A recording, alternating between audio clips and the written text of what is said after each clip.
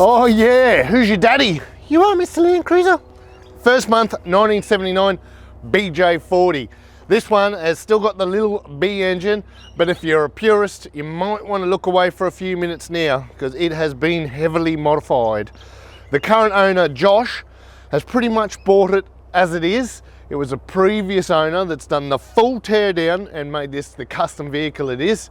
And while it's in Mr. Landcruiser yard, we've just added a little bit of fruit to it. We'll go into detail, but so when they pulled it down, the custom started. Right underneath, we've changed the axles. They're both 60 series axles, integrated into the chassis, and that's allowed the backing plates for your handbrake. So it's allowed for a 5-speed to go in there with the handbrake setup, and also underneath it's running EFS suspension now. This in 1979, it had the fuel tank under the seats. Now it's all underneath as well. And still on the topic of custom, we've got custom rock sliders. They're quite strong. They give support here, but they go in underneath the car as well. So they're a step slider. Out of steel, not out of fiberglass. More custom. We've got the flares, and with the front ones, they're a wider guard. They're a steel guard. They're a custom-made guard. I don't know if you can buy them on the shelf. Someone's got very creative there and done a pretty neat job.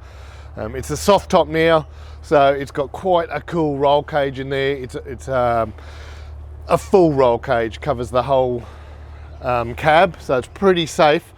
Work lights, a custom roof. Up the front, it's just got some King's gear. It's got the Dominator. It's got some spotlight, a cut down bar.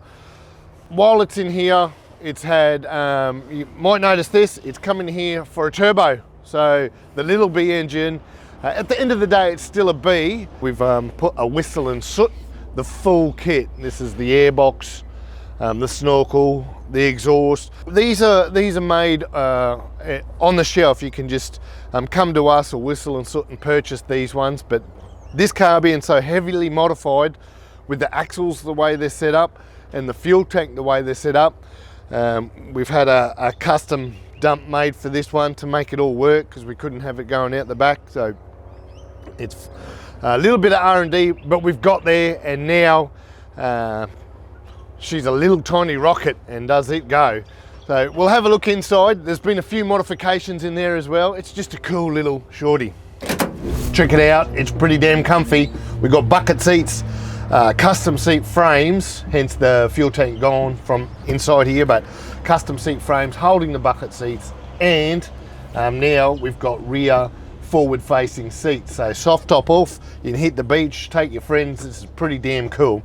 Also inside, the Dakota digital dash. This is very cool. These are a replacement dash. A few people know about them, but they cost £1, but they're a very, very cool upgrade, and they're like a Christmas tree. When you turn them on, everything lights up, and they offer you a few more little upgraded options. While we're still on the dash, all the switches are up the front. All his I know he's got compressor and a few other, just your working lights and a few other things all up the front. That's in your radio hole, so we haven't butchered the dash at all.